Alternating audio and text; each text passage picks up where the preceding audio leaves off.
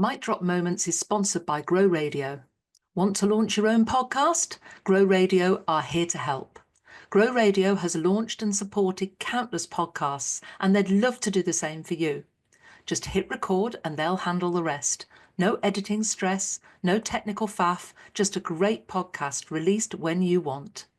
Need a little extra support? Grow Radio's workshops and courses make getting started easy. Let's bring your podcast to life. Message Grow Radio on social media or reach out to Gary Jones, the founder of Grow Radio. Let's make this happen. Welcome to Mic Drop Moments, and I'm here with Serena Reynell, and we're going to have a chat all about somatics with Serena, and you're going to tell us a little bit about that and also your backstory, and we're going to talk generally about well-being and self-care. So tell us a little bit about what you're doing now, Serena. Yeah, of course. So yes, the business is called Somatics with Serena, and essentially it is Reiki and energy healing for nervous system regulation. And yeah, it can sound quite complicated, but it really is very simple and just helps people sort of get back into their bodies and starts their own healing, starts the repair themselves. Okay, well, we'll explore a little bit more about that in a minute, but tell us your backstory. How did you come to be doing this? Where did it all start? Yeah, so I was in corporate for about 10 years. I found I just became burnt out from that, but it was definitely a weird misalignment burnout. So it didn't feel like I was doing too much. It was actually the opposite. I wasn't doing enough. Yeah. But I did find that, even those experiences sort of build up in your body. So after that, I spent some time in Ibiza, had an energy healing session myself that I'd never experienced before. And then basically came back to the UK and just thought, I really want to know what is happening when they do those sessions, what's actually going on, and was even, initially a skeptic myself. I was like, this is real, what's happening? But I had quite a profound experience from it. So then did lots of somatic work, studied Reiki, and then while training in Reiki, I thought I want to bring this to group settings. I mean, you could say it's traditionally done one-on-one, very individual, but I think with things like global burnout at the moment, getting people into groups and in that collective energy space has been quite powerful and transformational for people. So that's essentially been the journey, and it's just been unfolding from there so far. So what was it when you were in your corporate career? What was that ultimate point, your mic drop moment, I suppose, where you realised, I just need to get away. I just need to stop doing what I'm doing. What prompted the decision to go to Ibiza and to have that experience? Yeah, I think my own body and my own nervous system was screaming. I'd ignored it for ages. And I just started to feel really uneasy in the space, wasn't enjoying it, wasn't feeling good mentally, emotionally. And I just thought, this is getting worse. It's not getting better. I just need to take myself out of the environment and see if that helps. And it kind of, started from there. I think sometimes we stay on that, I call it the hamster wheel, because we are fearful of jumping off, that everything will just collapse, but we just keep going. And then eventually I've hit burnout, both in corporate and outside of that for, due to family reasons. But, it's that ultimate point. You just keep going, and then something either snaps or you literally stop and then everything implodes. Yeah. That experience you had in Ibiza must have had a profound effect for you to come home, research and completely retrain. Yeah, definitely. And it was funny, I kept thinking, okay, I need to go back to corporate, I need to get a 9 to 5, and there was just something in me that kept saying no, or not now, not ready, or just try something different, try a different lane and see where that journey sort of unfolds. Yeah, so I love the idea that you talked about the group work, because yes, you don't very often see that, although I recently attended a retreat where it was group work, and I think sometimes bouncing off others and hearing other people's experiences can make you feel that you're not alone. yes, definitely. I think just safe spaces where you can be yourself and be really open and to just connect with yourself. I think at the moment, the systems, we're very disconnected from ourselves. We're in very masculine structures, and particularly for women, it can be a real struggle because naturally our systems just operate differently, and we are more feminine in the way we work, and we are more empathetic. And when that's shut down, it causes disharmony. And then I found that's had a ripple effect, globally. It's not good for men or women. So even on a kind of bigger scale, it's about balancing the feminine and masculine across all of our structures within ourselves.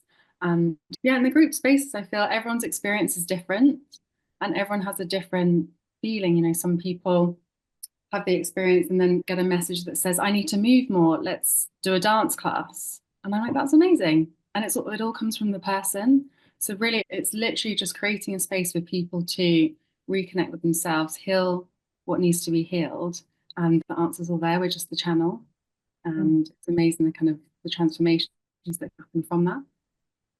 Well, I mean, obviously you've studied this, and I wouldn't say I'm woo, but I'm interested and inquisitive. And I do believe that the energy comes from outside and within as well. And we have to have the right forces around us to be able to find our energy at different times. And there's other times where you feel that if you're not around the right people and they're not radiating the right energy, you can not be in the right frame of mind, and that can have a negative impact. What's your experience of that? Yeah, definitely. I think there's a lot of work on frequencies now when frequencies aren't aligned and there's a mismatch. And it's hard to explain these things because you can't see them in the physical space, but it is happening. And yes, I think just listening to your body more, it's the wisdom of the body. And Reiki is very much about that. So we definitely have energy centers and energy channels. And if they become blocked, it can affect all sorts of things on the emotional, spiritual, and physical space. So again, just tuning in with that. Yeah, tell us a little bit, what is Reiki? For those listeners that probably don't really know what it is or have never experienced it, what exactly is it? Is it a hands-on, hands-off? What type of experience is it? Yeah, so it can be either hands-on or hands-off. So there are different options.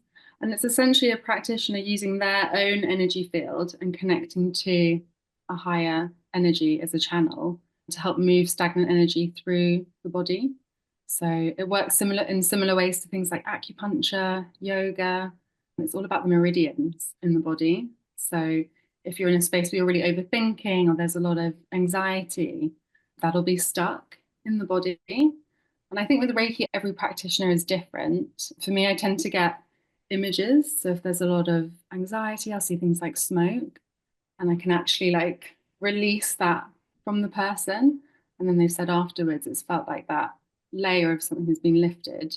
So I start to see patterns if anxiety is very present, or there's stagnancy in the solar plexus, which is our power center and is all about kind of realizing our potential, those areas as well. Yeah.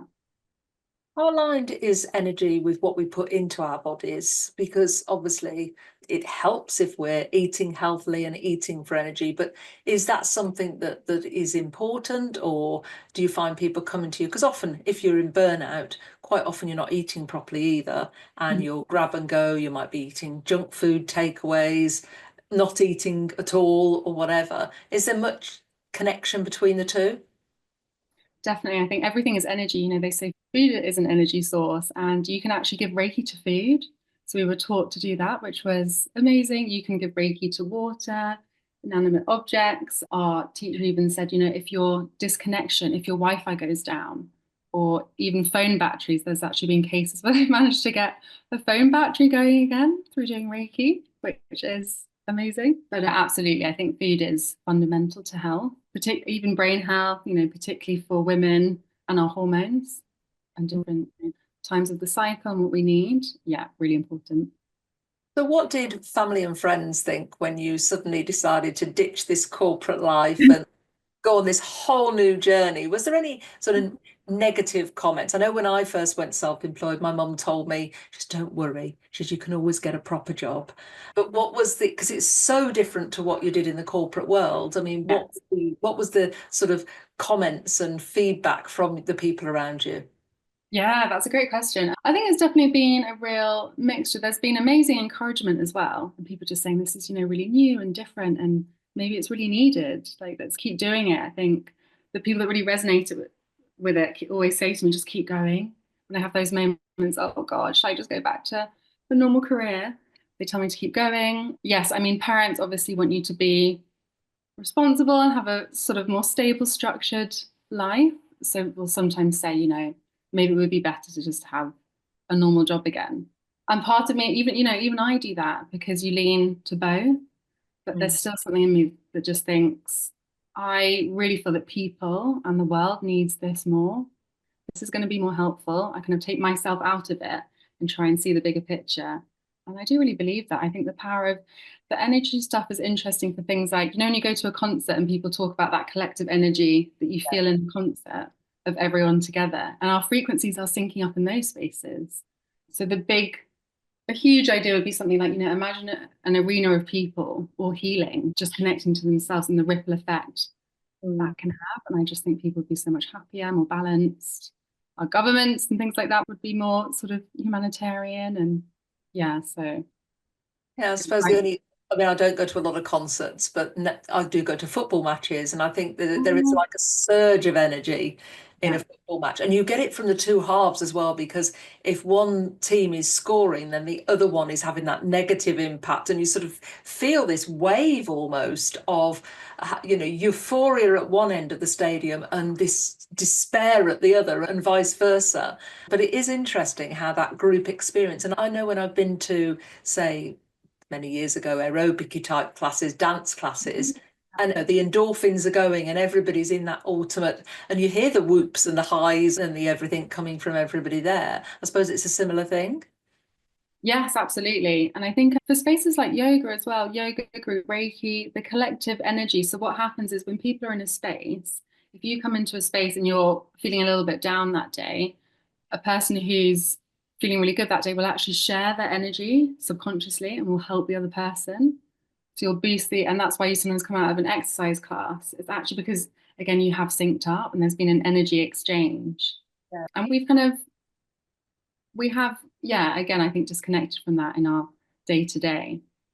Yeah, And it's a very, we don't very often sit back and think about energy. We just assume it's there when we wake up in the morning. What was it we were told as children? Have your Weetabix or have your porridge. You'll be full of energy for the day, but it's not always like that. I know I get my energy from the sun. If I go outside and I'm in sunlight, I seem to be, I mean, I'm naturally waking at just before 6 every morning at the moment, because we are at the time of recording in the summer, midsummer. I know if this was midwinter, I would be hitting that snooze button multiple times and probably still at 8 o'clock in the morning, not wanting to get out of my bed. And it's strange how I do from daylight and sun, it gives me energy. But likewise, if I go out in the evening when the dog goes outside for his last visit outside of the evening, and I go out and I see a full moon, again, I'm boosted full of energy, and I don't know what it is. I just go with it, but I'm sure there's a yeah, lot of reasons. yeah, absolutely. I mean, even astrologically, I don't actually have tons of knowledge on the astrological impact, but I think I do really believe in it. And I think that's huge as well. And even the cycles of the moon, because obviously the moon controls the tide and we're 80% water. So the pull that has on our systems and just tuning into that is really powerful for sure. Oh, wow. I never even thought of it like that, and the tides. So, there is some, Yeah. as I say, I've never delved too deeply, but I'm always willing to learn. So, if somebody, what are the usual reasons people come to you? Is it from burnout, or are people just generally interested to come regularly to you, or is it at a point of ultimate desperation? Yeah, it's a real mixture actually. Sometimes it is burnout, sometimes it is people are really just have hit rock bottom and they've tried everything, they've tried different therapies, they've tried exercise and nothing's really working and they want to try something different just to see if it has an effect. And I think because it's holistic and also so gentle, that it's such an effective modality. And I think the medical world as well, sometimes people think, oh, is it in contrast with the medical world, but they actually work together. So the NHS welcomes Reiki, which a lot of people don't know, and US surgeons will have Reiki practitioners in their surgeries because it speeds up healing. So, but yes, in terms of people who come to the practice for all sorts of reasons, it can just be, they want an energy boost, they want to try it out. Anxiety, it's really effective for. They are at their local studio and they've seen an advert. I think I really believe in intuition as well. I think following if there's a calling for something or it's resonating or if there's just a little curiosity, I'm always like, just follow it because it's your subconscious telling you that there's something for you here. So when Yeah. it resonates, yeah, follow it and see how it can help you. Yeah, I think it's really important to tap into your intuition, tap into when you feel you need something, because you feel thirsty, you go and get a drink. Yeah. You feel hungry, you go and feed yourself. So we don't do other things within our body that's saying, I need help, I need something here. And quite often we don't listen to that. I need sleep, we should go to sleep. So there's all those things. I mean, I don't tend to have nana naps in the summer, but I do have them in the winter because I feel I need them. I need my 8 hours sleep a day. I know I need that. And I think the older you get, and I'm older than some people, and I think I've learned to tap into my body and what it needs, and sometimes just give in to that. We've been talking a lot about health, well-being, and self-care. And what would you think is a good way to address this and make people revisit it? Because I have well-being and self-care as one topic for a month in the year, but we shouldn't visit it like that. It shouldn't take that to make people think about their well-being. I block out time in my diary. I know when my energy is going to be at a low because I've delivered an event, or I've been out for the day, or I've been traveling or something. I know I need to build in those blocks for recovery, for example. So I've learned that over time. But what is a good practice for people to get into to check in with themselves? Yeah, I think a daily, weekly basis, even just as you wake up in the morning, think, how am I feeling today? Is there anything I could do that's going to make me feel better? Or even things like, so we know with meditation that the brain waves actually slow down and put you into beta state. And so I try and remind myself of things like that. I know this is going to serve me and help me. So having those reminders of, okay, because we can often find the excuses of we're too busy or we want to do our exercise. That's our routine. But it's just things like, again, how connected are you feeling to yourself? How alive do you feel in yourself? How good are you feeling about yourself? Is something a little bit off? So just noticing day to day and not getting past the point of or to burnout. I think that's the issue, particularly in corporate as well. It's that it's reactive instead of preventative. So I think even changing the mindset on that weekly, daily. Okay, what can I do as a preventative measure that's going to boost my well-being? I think if we're checking in with ourselves daily, probably when we wake up and when we go to sleep, just checking in and say, how do I feel today, or how did I do today? And it's noticing those changes, or where you might need to take help or go and see somebody and think, actually, I'm not okay. I need to do something. And too often we put that off, we put it off, and we don't do something about it. And I suppose that's when burnout happens, really, when we've let it go too far. Yes, definitely. And Reiki, it's such an interesting thing, and particularly in the groups, because it can be very light, but it can also be quite deep healing work. And, we all have things from the past that sort of stay in our body.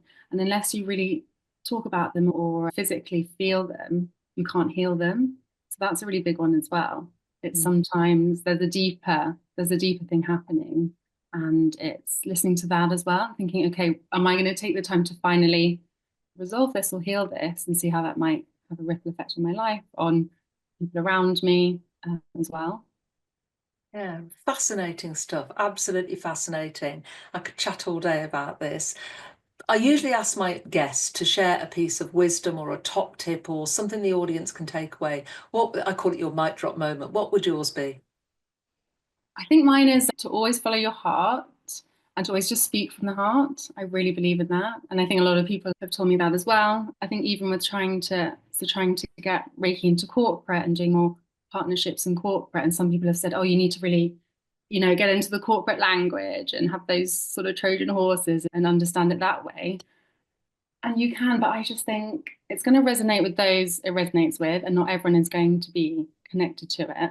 But all I can do is show up, speak from the heart, and that's all anyone can do, really. And the right things will drop in, the right things will drop out. And I think that's just the path that I'm following now.